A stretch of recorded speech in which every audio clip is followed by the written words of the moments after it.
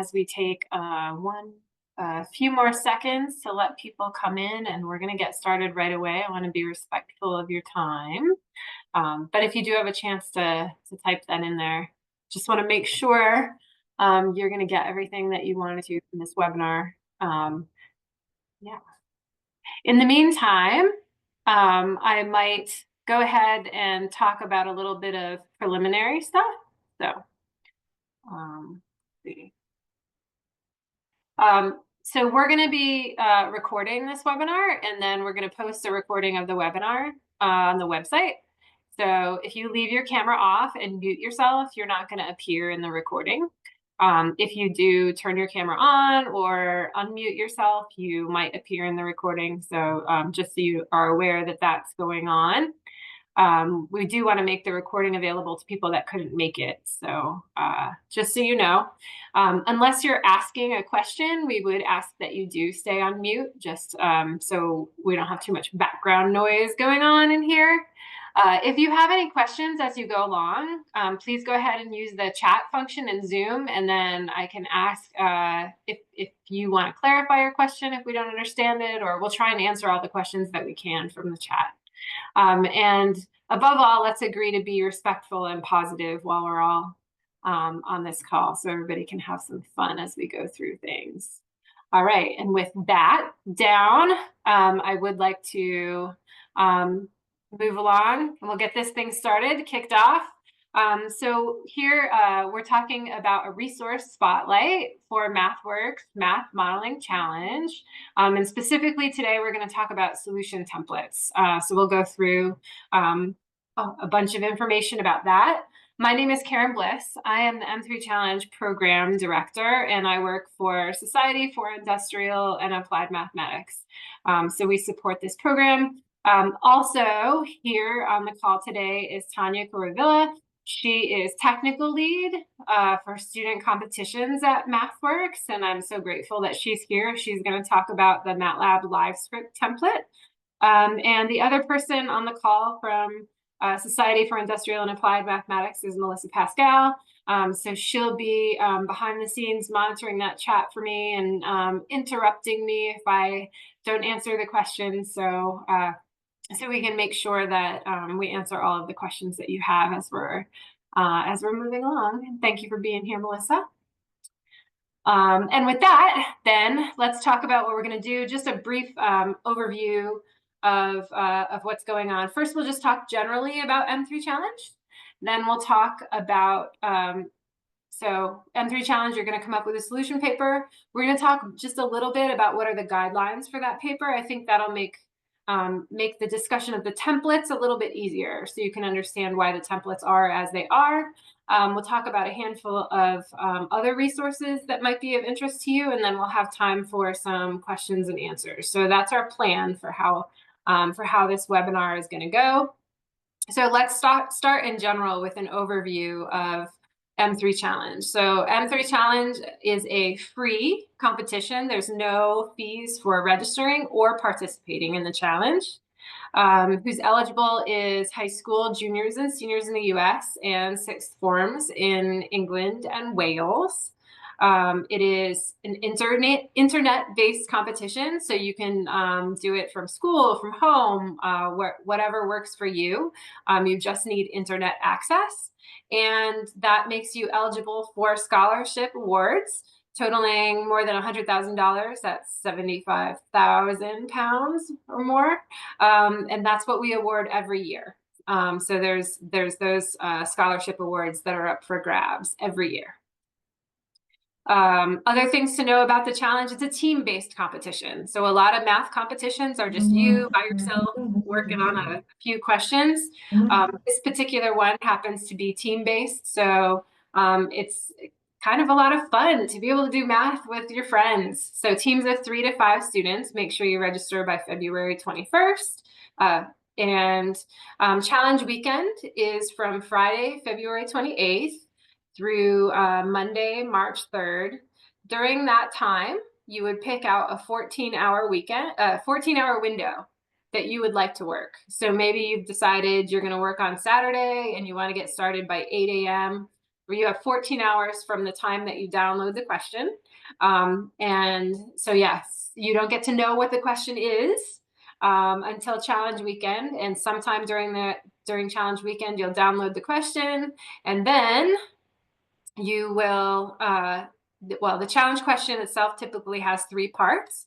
So the first question is something that all teams can make some really good progress on and be able to provide a solution. The second question is really the beef of the challenge. So that's usually something that's a bigger question and you might spend a fair amount of time on. And then the third part is an opportunity for creativity. So it's usually wide open, and how you view the problem is a really important piece for how you might answer that one. So it's usually big and wide open, and like, I don't really fully understand what we're asking or what exactly I should be solving for here. And that's on purpose. This is like leaving the world open to you for how you might want to try and solve this big problem. Teams don't always finish all of the parts, and that's totally fine. And there are awards that teams can win even if they don't answer all of the parts. But when your time is up after your 14 hours, make sure you upload a solution. And then finally, you'll want to make sure you celebrate your achievement. So 14 hours of working on a problem is a really big deal. And so that's always usually this big celebratory moment when you've uploaded your solution. Okay, so that's sort of in general how the challenge works. But what you're going to be uploading is this solution paper. And it is the one thing that you're going to submit to show all of the work that you did for those 14 hours. So you want to make sure you spend some time getting that solution together. Judges are going to be reading the solution paper to try and understand what math did you use. So whether that's equations or, if you use technical computing, how did you approach the problem?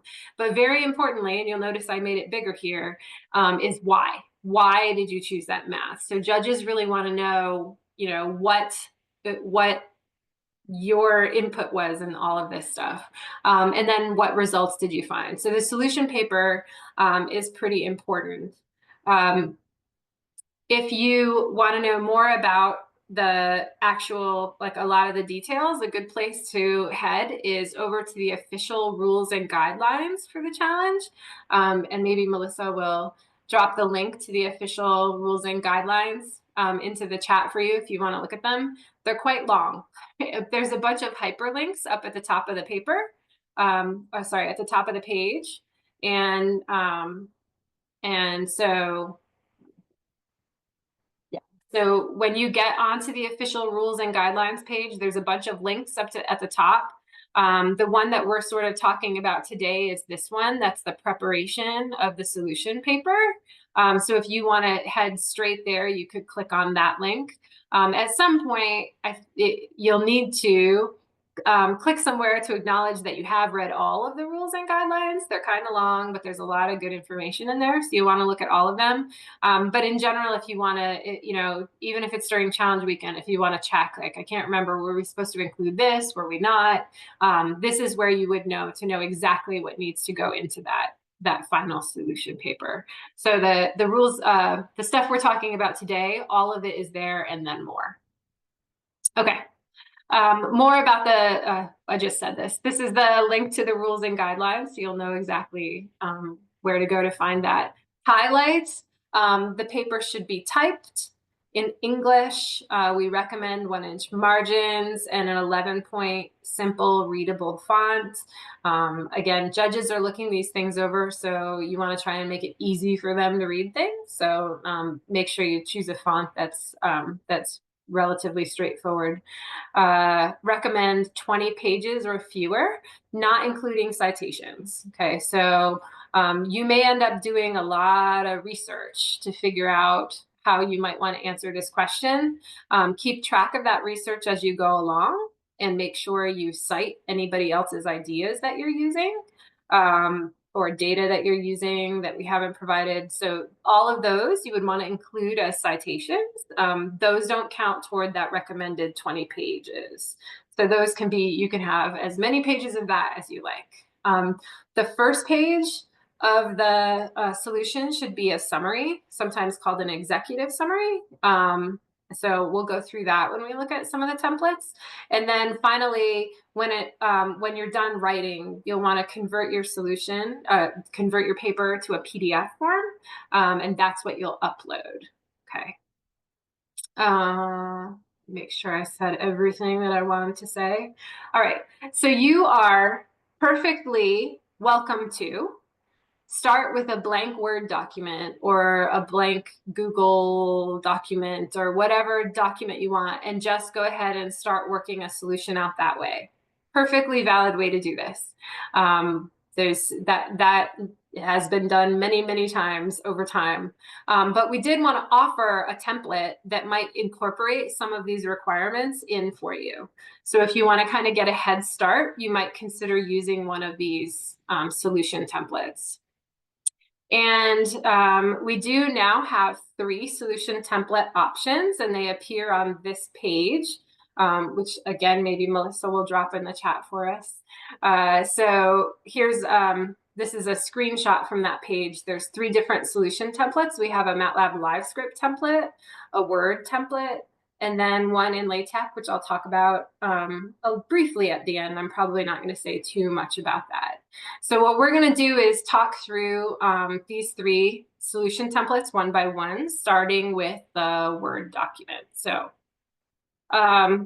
if you go there, you'll see a place where you can download the Word document, and I am going to go ahead and move that over. I'll move the actual Word document over to that if I can grab it.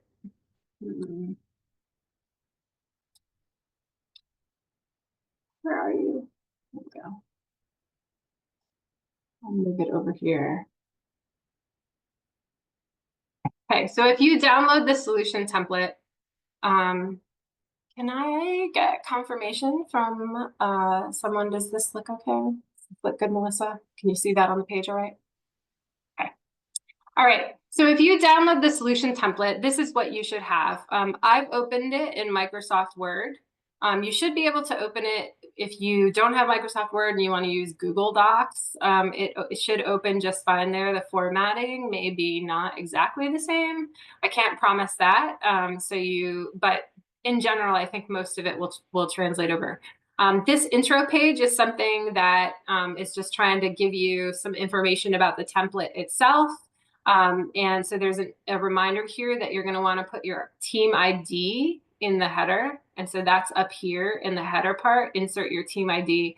So if I, in Word, if I double click on this thing, it'll give me the opportunity to edit up in the header. And I would just want to put my ID there. And your ID doesn't need to be highlighted in yellow. That's just highlighted in yellow to remind you to make sure you do that. Okay, so coming back up here, it says, make sure you put your team ID, delete this page. This isn't going to be any part of your solution. And then make sure that you save this document as a PDF before you upload. So that's what's on the first page, just a few reminders for you. The second page is, I mentioned this is always going to be the first page of your solution, is this summary, also called the executive summary. And what I want you to notice about the template is that we have already sort of pre-populated this template with some tips. So as you're actually developing your solution, this might be a nice place to read through some things and keep in mind, some helpful things to keep in mind as you do this. So for instance, this one is telling you up front, make sure it's not more than 1 page in length. It should be concise, straightforward explanation of the main results. And so that's something that a lot of teams tend to miss, is they don't put their results up in this summary. So you want to make sure that you have a brief, you briefly mention what your results are. And yeah, so there's some tips in here about that executive summary. Moving forward, table of contents are optional. Again, you'll want to be careful about that 20-page recommended limit. It's not a hard limit, but we do recommend 20 pages or fewer. Table of contents can be nice if you've got room for it, but you don't have to have a table of contents. And then here, moving forward, again, you can you title your paper whatever you would like. There's room for some introduction, and then there's some paragraphs here that are talking about what should go in an introduction. And then this is what you might have, for example, for each part of the question. So there's those 3 parts of the problem. And so you would probably want to have this for each part. What was the modeling that you did? And this is really asking, what was the math that you used? Or computing, or like, how did, what was your plan, right? What was your plan for solving this? And then your solution, and then finally a discussion, right? So this is kind of what actual results did you come up with? And you may think about if a table is the right way to present your results, or a graphical way to represent your results. That's up to you. But yeah, so that would go here in the solution part, and then a discussion. And there's something here that mentions that you may want to identify strengths and weaknesses of your model. I know before I started working with the challenge, or when I was a student, I always felt like I didn't want to identify weaknesses. That felt like saying that I didn't think my work was good. And I've just worked on this thing for a long time, and I'm very proud of it. And what I understand now from sitting on the other side of things is that it's okay to acknowledge that, hey, 14 hours is a short amount of time, and you can't incorporate every single thing in your model that you would have wished to. And so maybe your model is simpler than you would hope. And those are the sorts of things you might say in here. If I had more time, what sorts of things would I have considered? Or I thought this was a good idea. I don't know if I trust the results so much. I wish I had more time to work. I wish the results had shown me this or that, and I would have done more. So identifying weaknesses is actually a strength of your paper, because it lets us know that you understand the limitations of your work. So that's a good thing, to acknowledge the strengths and weaknesses. That having been said, play up your strengths, right? If you came up with a model and you said, hey, I have a linear model, that's very simple and very easy for people to understand. I have 2 quantities and both of them are going to increase at the same time. That makes sense to a lot of people. So even though it's a simple model, that's a strength of my model, is that it's a simple model. So go ahead and sell your model here, right? Make sure you talk about all the ways that you think it's really good. We incorporated the most important factors. If we had more time, we might include some other things, but we got the big stuff. Yeah, so anyway, there's some other tips in here about what you might want to include. There's also a section here where we included some sample tables and some sample graphs, just to give you a sense of what you might want to include. And you'll notice that for each of these, we've numbered them. So this one says figure 2. There's a title to the figure, and then there's a description for each of these about what's in there. So those are all important. And you'll also notice that, or you should, somewhere in your text, if you're talking about the information in table 1, refer to it, right? So you'll want to say, in table 1, we can see blah, blah, blah, blah. So if you put a table, if you think it's important enough to display the information in a table or a graph, then you'll want to refer to it in the text and let the reader know, let the judges know why you included it and what they should be looking for in there and what information they should be getting from it. Okay. And finally, you'll have a section of where you have some conclusions about your work, and then any references. These are what we called citations earlier, references or citations, however you want to do that. So you'll notice here that we do not require any particular citation style. So whatever style works for you, so long as you're consistent with all of your citations, that's perfectly good for us. I know people have learned different citation styles, and we're okay with any of them, so long as you've got them all in there and they're consistent. So that's all good. Again, these do not count toward any sort of page limit. So if you are working with any sort of technical computing, you may want to include your code in an appendix. You are free to put some of the code up in the paper as well, but if you have big blocks of code, then that probably is more appropriate for an appendix. So you may want to put an appendix that has your code in there, especially if you are if you are hoping to look at the technical, if you're hoping to get one of the technical computing awards, you want to be considered for those, you will want to make sure that you've included all of your code so that the judges can see what you've done. So that again is not part of the 20 pages limit. Okay. I think that's what I have to say about the word template. You'll notice that there's nowhere in here for you to put your names or the name of your school or anything like that. That's on purpose. Your paper should just have the team ID number. So that's something that's emailed to you when your team gets registered.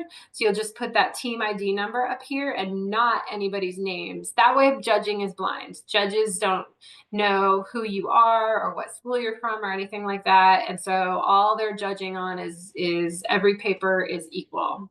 Okay. Yeah, so that's what I have to say about the Word document. I'm happy to answer questions about that one, but I think we'll probably move forward and start talking about the MATLAB live script template. And so at this time, I'll probably hand it over to Tanya. Thank you, Karen. Can you see my screen okay? Okay, perfect. Yes, I see it. Awesome. So I'm going to get started with the M3 website, which is the m3challenge.siam.org. And here there's a technical computing tab. So if you click on that, the first thing that you'll probably see is that there's a button here that says request license. So go ahead and click on that. And it's going to take you to this page where you can request software for MATLAB. So go ahead, click on that button, and then fill out this form. And we generally recommend that a coach request license, and then you can share the information with your team. And the reason that I brought this up first is because for the MATLAB live script template, you're going to have to first have access to MATLAB. So this is the first and most important step to be able to use the template. And on this technical computing page, you're also going to find a bunch of other resources. We've got some videos to help you get started. There is a guide that we've got where it's going to show you how you can set up your computer, some courses to get started with MATLAB if you need help. We've got some blogs on how previous M3 challenge problems were solved, and there are some videos on some popular topics. And in general, if anyone has any questions, you can always just reach out to us at this email ID, or you can write to the M3 challenge and we'll still respond. But going back to this page, another thing that you can get here is the M3 MATLAB live script template is also available here. So if you click on this, it's going to take you to this MATLAB drive. And this is basically the solution template. So once you get here, this is like any other drive that you have. You basically can store a bunch of your MATLAB scripts and folders, and it just helps you navigate and use them. So once you have this page open, all you have to do is you have a button here that says Open in MATLAB Online. And if you click on that button, it's going to take you directly to the web-based version. So quick thing for all of you to know is that you can either install MATLAB on your computers, and if you don't want to install it, you always have the option of just using MATLAB Online. And the way that you can go to MATLAB Online is you can just say matlab.mathworks.com, or just type in, oops, it's a typo.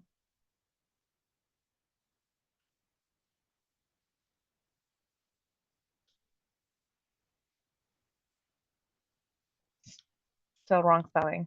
I was going to say sticky fingers in January. Fingers, yes.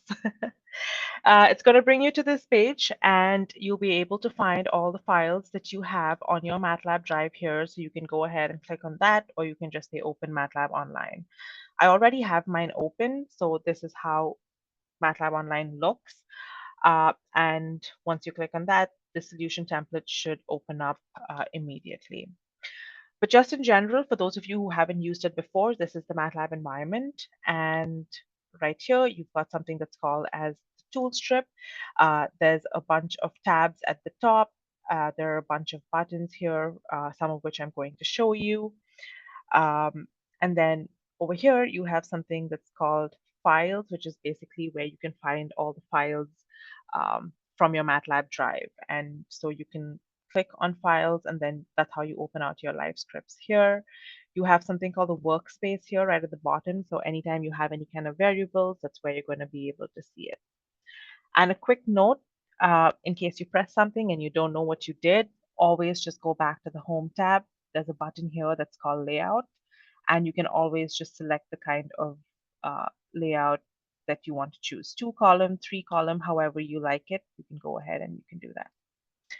So coming to the solution template, I'm just going to make a little bit more space on the screen. And for that, I'm just going to double click on this tab right here. So if I just double click there, everything just hides to the sides, and it just gives me a little bit more space to be able to work with. So coming to this live script template, the first thing that you see here is title of your choice. So you can go ahead and you can put in your title. You can put in your team number right here. You can just fill that information out. The first section that you have here is the executive summary. Again, you can go ahead and just type out whatever you want. This is the summary section, and fill out your text.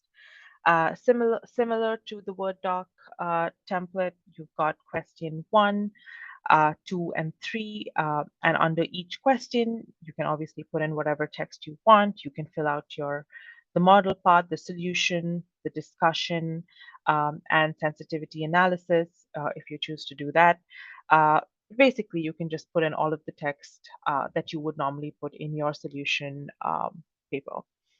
So another important thing to note is that you can use this live script template even if you don't have any code. You can still use it to be able to submit your solution papers. And really, one of the advantages is you get to add a bunch of things to your solution paper. Like you get to add things like numerical equations and hyperlinks and stuff like that. So what is this live script template really, right? A live script is basically something that combines code with natural reading elements like formatted text, images, and equations. So basically just allows you to tell a story with your work. And the template, the idea is really for you to help you organize your work. And so some things that you can do with this MATLAB live script template is you can add equations to your live script. And at the top, you will find that there is a tab that's called Insert. So if you click on the Insert tab, there's a button called Equation, and click on the drop down and you'll find that the first one is called Equation. So if you click on Equation, it's going to bring up a bunch of these symbols that you can basically use. And let me just go back here, open this out. So you can add any of these symbols that you need to write out your equations. You can see that I've used some right here. You have options here if you want to do a fraction, a square root, integral, power, uh, all of those things, brackets, and all of that. So that's exactly what I used to write out these equations. And you can do the same. You can just click on alpha. You can say plus. I'm going to add a power. Let's just say x, maybe to the power 3 is equal to, this doesn't make sense, but you get the idea. And when I wrote out all of these equations, the fractions came straight from here as well. So the advantage really here is that it interactively allows you to insert equations into your live script, and it looks very professional and clean. The other thing that you can do is you can also include LaTeX equations. So under the equation tab, the second option is going to be LaTeX equation. So if you click on the LaTeX equation, if you know what the LaTeX equation code is already, you can just go ahead and Let's put that out there. So if I just type that there, you'll always see a preview of what it's going to look like, and you can hit OK. So once you hit OK, your equation just appears there anyway. Again, another quick example is if you want to have, if you write out your LaTeX equation code, you'll be able to see your preview. If it looks all fine, just go ahead and hit OK. And that should pop up. So it's a pretty interactive and easy way to just add equations. It's a good way to include this when you're writing your model, your solutions and description, and your discussions. It helps judges understand where you're coming from. It looks neat and clean as well. Now, I did mention that you can tell a story with your work when you're using live scripts, and so you can add formatted text. So you'll see here at the for title, under the live script tab, you can choose different kinds of headings. So you've got like normal, heading 1, heading 2, heading 3. There's title. Title is what I'm using here. So you can go ahead and you can change it based on however you want to organize your work. That's something that you can do. You've got things like bold, underlined. You can align it. You can add bullets. You can add numbers. You can do all of those things here. And the other thing that you can do is under the Insert tab, you can also add images to your live script. So you can click on the Image tab, pick your image, just going to pick a random image, put it in, and that should get inserted into your live script. If you right-click on your image, you should have the option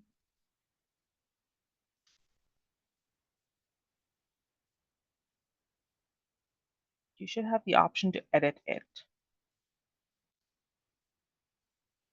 or just drag it right there. So when you right click, there's an option that says edit image. You can click on that. You can change the width, you can change the height, keep the aspect ratio if you want to, hit OK. So you can do stuff like that. You can also add GIFs, however it's said. Again, same thing, just go to the image tab, click on your GIF, and then it should work just fine.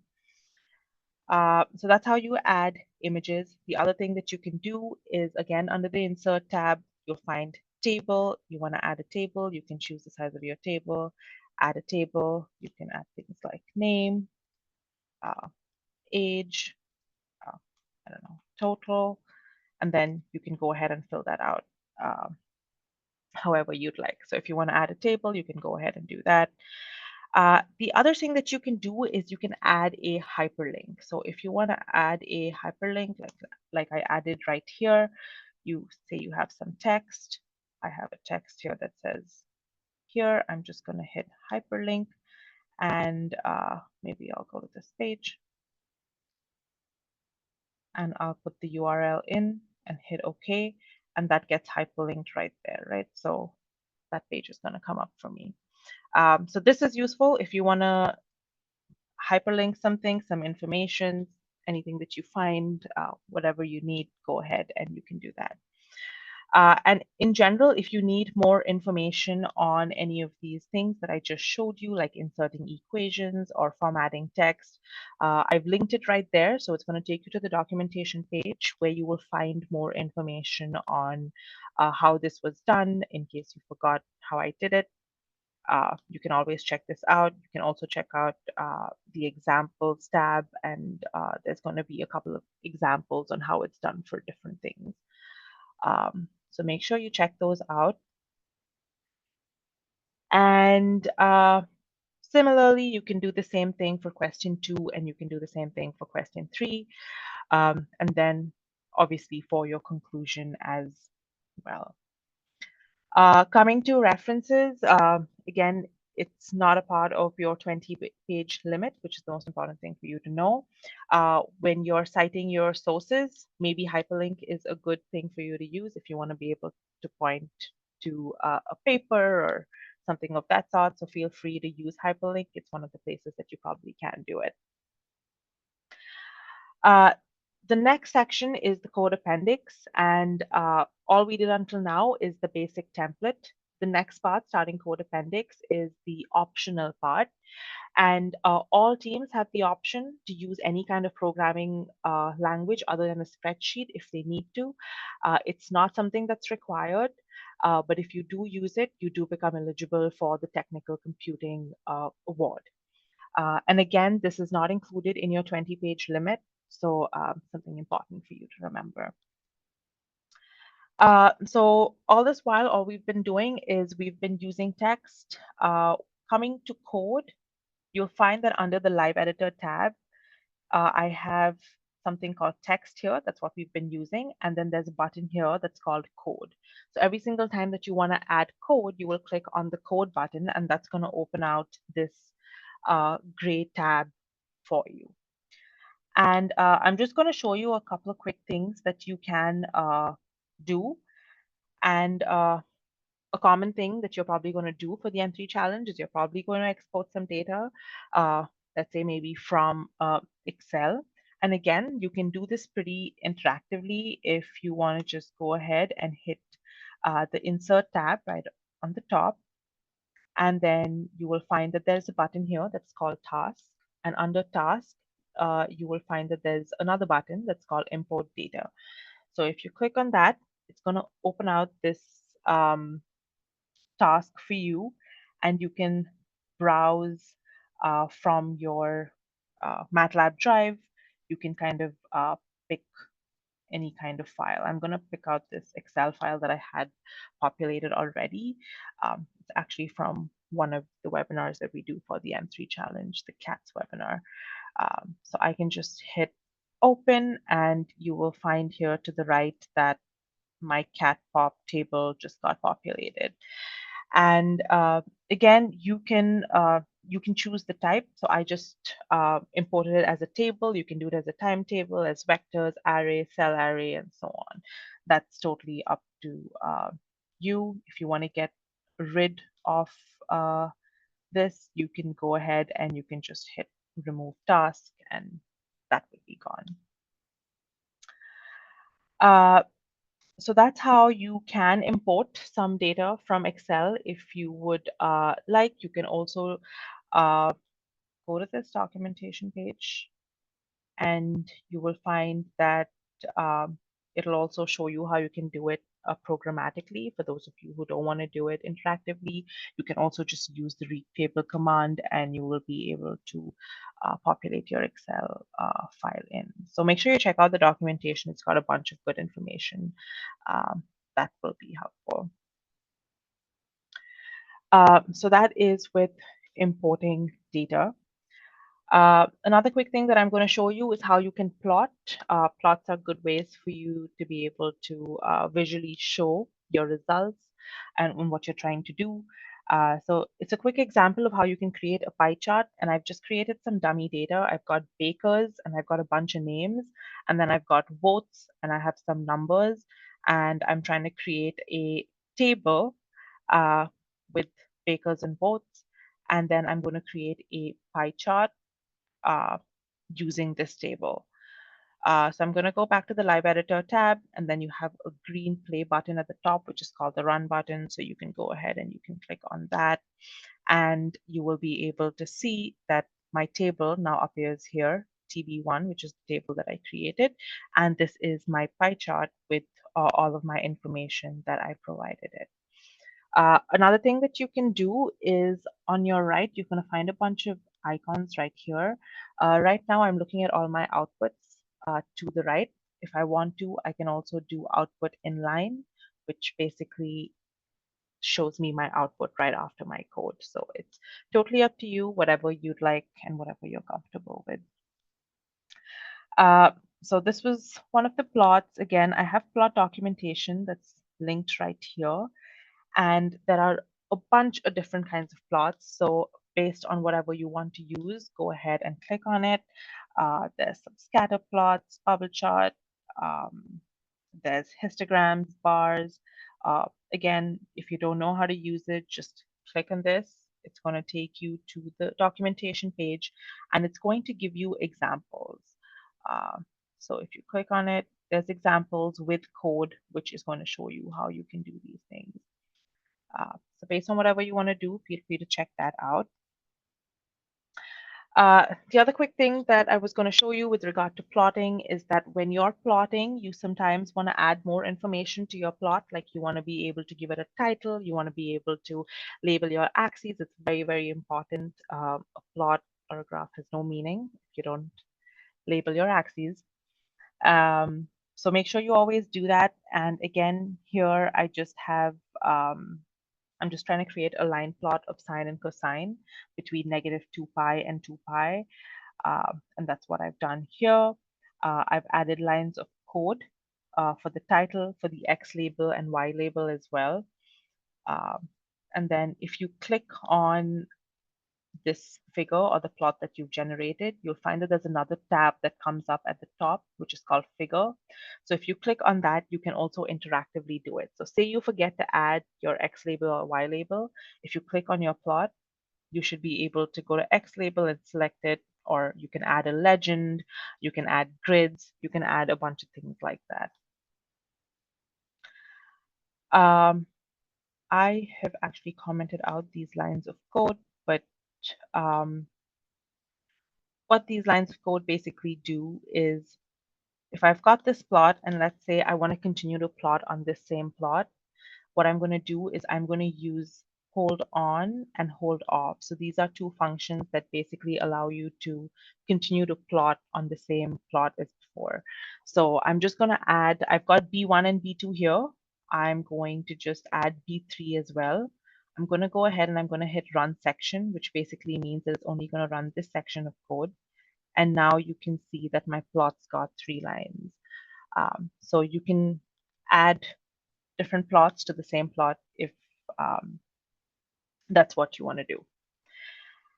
And the last one is basically just an example of me creating some subplots. And I created a subplot like this. It's got 4 plots and it's all side by side.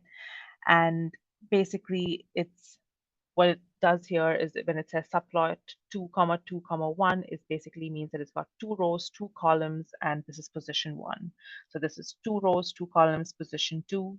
Same thing for position 3 and position 4. And I've given it all a title and I've just generated some plots. So you've got a bunch of options when it comes to plotting, how you want it to appear, how you want it to show up. So make sure you check out the documentation when you're doing these things. And again, if you want to add some of these plots to your question 1, 2, 3 model, you can go ahead and do that as well. The last option at the bottom is called hide code. So basically it's going to hide your code and it's only going to show your outputs and your results. So if you don't want the code to show up, you also have the option to do that. So it's just based on whatever you're looking to do.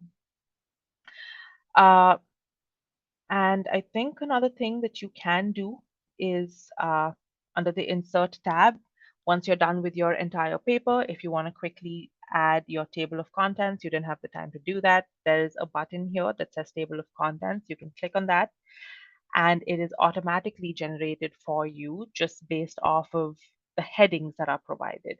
So if you've got question 1, question 2, the model, solution, it's going to automatically generate that for you based on your headings. And it's all hyperlinked as well. So it's going to basically just take you to that portion of the LiveScript template.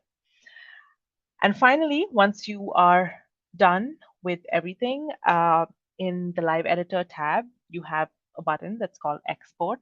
You can click on that and you can export it to different formats, PDF, Word, HTML, LaTeX, whatever you want to export it to. In this case, for the M3 challenge, it's obviously going to be PDF. So you can go ahead and click on that and hit export. And that should basically create a PDF version for you.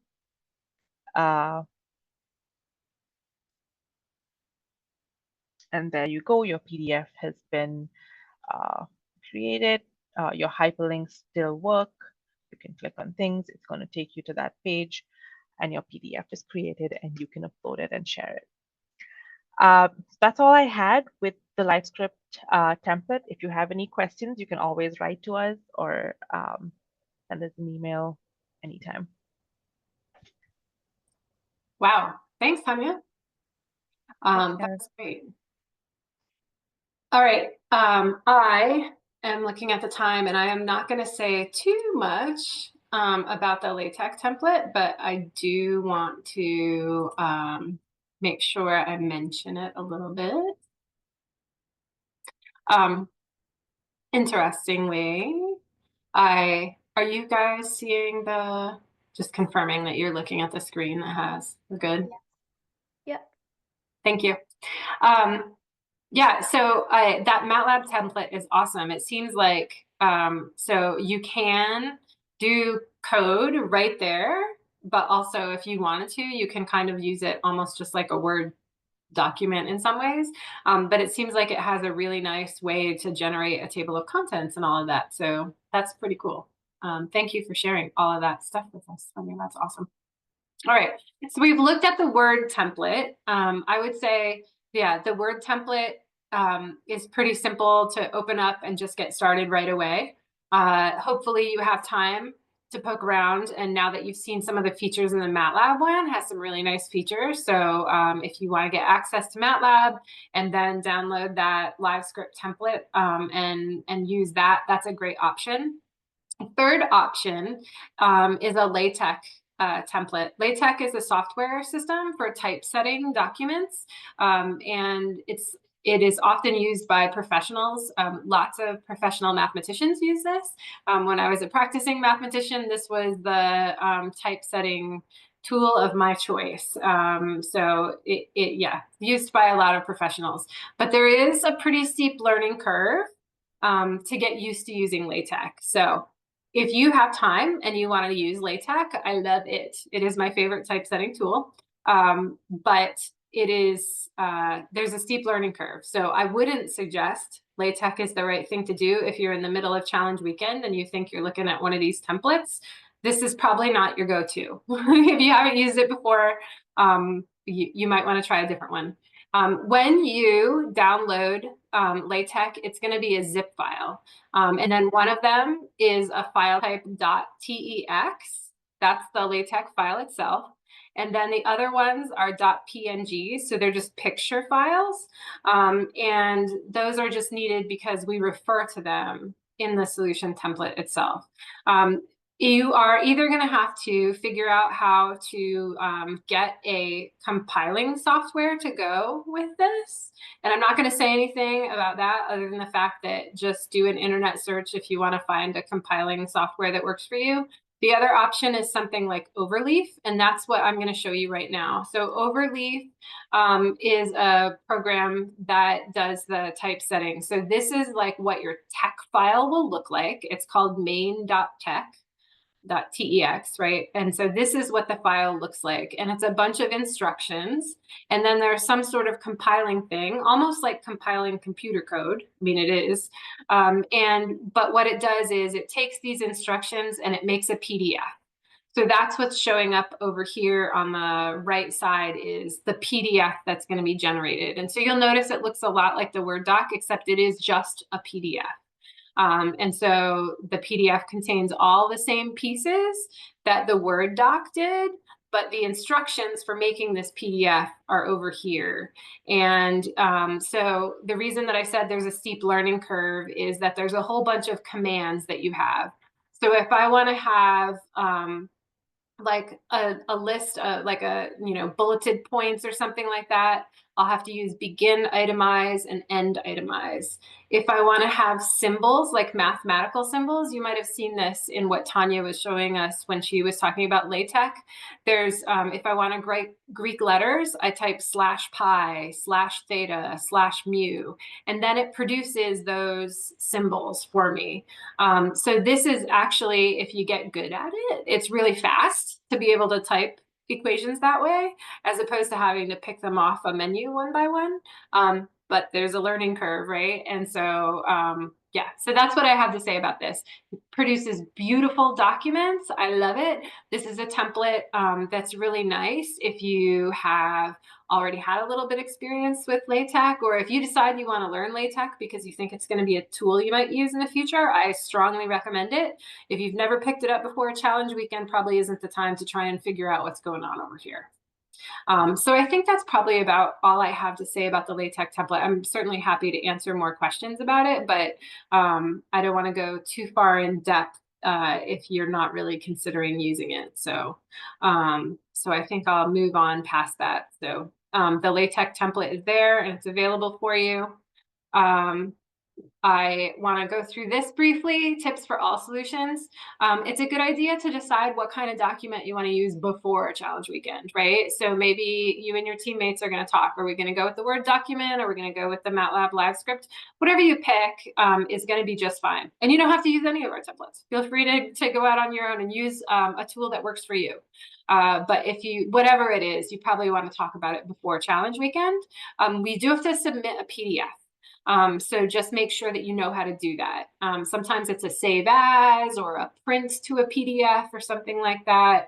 Tanya showed us how to do that in the MATLAB live script, and there's actually instructions in the MATLAB live script for how to do it, but just make sure that you know how to get a PDF, because that's the thing that you're actually going to upload as a PDF. If you're going to use the Word document and you are using technical computing and you need to get code in there, it's either going to have to be, you know, like an export to PDF and merge the PDFs together, or you're going to take screenshots and put them into your Word document. I just recommend practicing in advance. Whatever you do is fine. We'll accept all of those things. Just don't want you to be stuck at the end of challenge weekend and worrying about how you're going to do it. And along those lines, we do recommend that you submit a version of your paper early. So once you've downloaded the question, your 14 hours start, you can upload a paper anytime in the 14-hour window. So in the middle of the day, you're like, here's where we are now, upload that solution. And then a couple hours later, you're like, okay, we've made some more progress, upload a solution. So you can upload the solution as many times as you want, and we'll always take the last one that you uploaded. So you don't need to worry about if you submitted a version early and it's incomplete, just upload another one and we'll take the last one that you submit. Again, don't include identifying information. Don't put your team member names or the name of your school or anything. The only thing we need is the team ID. And then I always recommend that people leave time for writing and revising. This is the document that is going to be, you know, how we're judging the challenge. So you want to make sure you leave time for that. Other resources, if you go to m3challenge.scim.org/resources, there's tons of them there. And so there should be past challenge questions. There's checklists for how you might want to, things you might want to do before the challenge to make sure you're ready for it. We have tips. We have 8 million kinds of tips for you. There's the resources about what is math modeling. There's, everything, every possible resource you can imagine. That's probably not true. We got a lot of resources there, so feel free to take advantage of those. You'll notice that we actually have 2 different kinds of sample problems. We have practice problems and we have the archives of all the past challenge problems. We do have a webinar coming up next week that's on practice problems. So we'll talk with one of the authors, Chris Musko, Dr. Chris Musko from NYU. He has written some of the past challenge problems, and he wrote the first practice problem for this year. So we'll have a conversation with him about what he would advise for how to move through the challenge. If you're not able to make that one, again, we'll be posting the recording just like we'll have the recording for this one. And then the week after that, I think Tanya is going to have a webinar about MathWorks. Tanya, did you want to mention anything about that webinar? Yeah, it's going to basically be an introduction to math modeling with MATLAB. So it's going to be a quick introduction for anyone who's new and who wants to understand how you can use MATLAB to solve an M3 challenge problem. Awesome. So, and there's a couple more webinars after that even, but those are the two that are coming up in the next couple of weeks. So if you have a chance to check those out, that would be great. And so for now, I'm kind of curious, any questions? We don't have too much time, but I don't know. Anybody has any questions?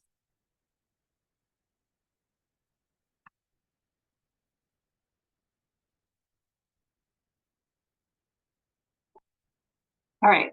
I will move on to the next slide and just remind everybody. Registration deadline for the challenge is February 21st. Challenge weekend is Friday, February 28th to Monday, March 1st. So anytime in that window. The specific times are on the rules and guidelines, but broadly you'll have all day Friday, all day Saturday, all day Sunday, or all day Monday, whichever day works for you, to work for 14 hours. So that's when challenge weekend is. Feel free to ask us questions at m3challenge@sciam.org, or you can reach out to me directly, or Tanya, or if you reach out to me, I can connect you with Tanya. Yeah. Oh, there's a good question here. How do we properly use AI in our problem solving process? Big question and a good question. So you are absolutely free to use AI as a tool in the challenge. We do not restrict the use of AI. If you do use it, you need to document that. We've been pretty vague on how to document it. So I think you would probably want to just say what you did with it. You don't have to be overly prescriptive. I don't need you to print out the screen and tell me what questions you asked or anything like that. But if you want to say, we used it to help refine our writing, or we used it to help refine our brainstorming, or however you used it, just document that you used it, and that's fine. I think you would want to be, and this is, yeah, maybe my advice for using AI is that in terms of brainstorming, like the creativity and the important stuff, I feel like you should do a whole set of brainstorming with your team on your own.